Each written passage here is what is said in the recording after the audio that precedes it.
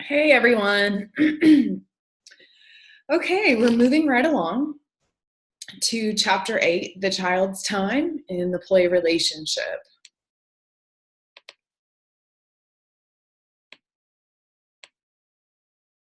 Okay, so what is the child's hour? The special playtime that you set up, whether that's 45 minutes or an hour, it's one of those rare times when the child directs herself, a time when the child determines how the time will be used. So it's completely up to the child. The child's in control and they have 100% discretion to do what they would like to do within the limits of the playroom. No effort is made to direct the child's play.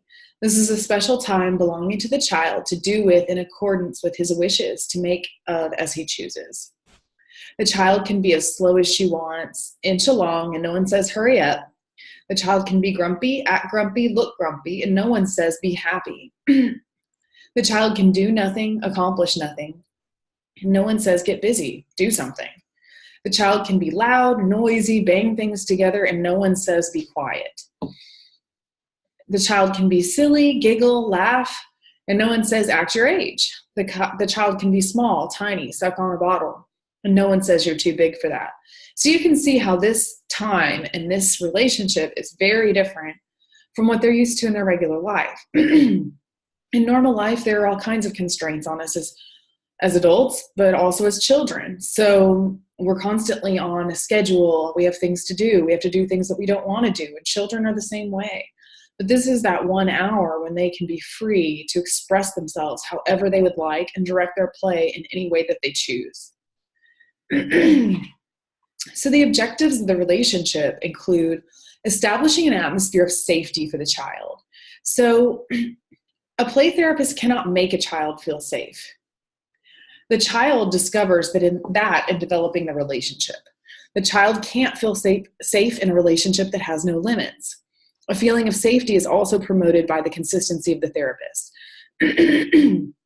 So by having consistent limits set, by having a safe, consistent space, and a safe, consistent demeanor, the therapist can facilitate these constructs to help a child feel safe. We as therapists want to understand and accept the child's world. Acceptance of the child's world is conveyed by being eagerly and genuinely interested in whatever the child chooses to do in the playroom. Acceptance also means being patient with the pace of the child's exploration. Understanding is accomplished by relinquishing adult reality and seeing things through the child's perspective. We want to encourage the expression of the child's emotional world. Although the play materials are important, they're secondary to the expression of feelings by the child, which they facilitate. In play therapy, there's an absence of evaluation of feelings. Whatever the child feels is accepted without judgment. That being said, this is not a totally permissive relationship. An important aspect, however, of play therapy is that the child feel or sense the freedom available in this setting. Allowing the child to make choices creates a feeling of permissiveness. We want to facilitate decision-making by the child. And this is accomplished largely by refraining from being an answer source for the child. The opportunity to choose what toy to play with, how to play with it, what color to use, or how something will turn out creates decision-making opportunities, which in turn promote self-responsibility. So we don't answer the questions for the child.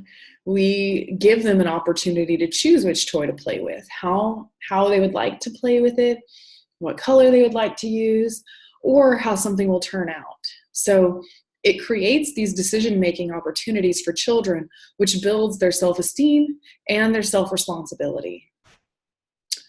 We want to provide the child with an opportunity to assume responsibility and develop a feeling of control. So being in control of one's environment may not always be possible. In fact, it's rarely that possible for children. Most of the time, they're not in control of their environment and their surroundings. The significant variable is that children feel in control. Children are responsible for what they do for themselves in the playroom. When the play therapist does for children what they can do for themselves, children are deprived of the opportunity to experience what self-responsibility feels like. Feeling in control is a powerful variable and helps children develop positive self-esteem. A survey of 2,800 children from inner city schools showed that the best predictor of academic achievement was the child's sense of control over the environment. So, we don't open boxes that the children could easily open. We don't solve puzzles for them. We don't teach them how to use the toys. They play with the toys and find out for themselves to facilitate their own understanding and sense of self-worth. Making contact with the child. The child may be hesitant and unsure of what to expect. They may feel like you want to make them change. Who knows what they've gone into these sessions being told by their parents. Whatever the child feels, we accept, especially if they have some initial negative feelings about being there. We're totally okay with that. Children are always wondering, am I safe? I don't know you. Is this okay? Will you hurt me? Can I cope? Can I meet your expectations? Answer your questions? What if I make the wrong choice? And will I be accepted? Will you like me? Will you like what I do? How can I make sure you like me? So these are all the questions that the child may be struggling with. So making contact and building the relationship. The ways we can do this are be gentle, be kind, accept the child's attitudes, thoughts, and feelings. Making contact with a child can happen only when therapy is approached with a passion, with a courage to pursue in depth, with a determination to stay on the path with the child no matter what. Be sensitive to how the child views their world. The child is used to appointments that include poking and prodding, and they may think you need to do something to them. Also be around of surroundings. Are they colorful? How do they look through the eyes of the child? An inviting space is really important. The initial encounter in the waiting room. We're going to smile, keep verbalizations to a minimum, greet the parent, and then immediately crouch down to child level. And you can say something like, we can go to the playroom now. Your mother will wait here, so she'll be here when you come back from the playroom. So you're setting up expectations. You're not asking a question, and you're letting them know that the parent will be there when they get back. And then you walk toward the playroom. If the child is struggling, you can say something that they don't want to go to the playroom.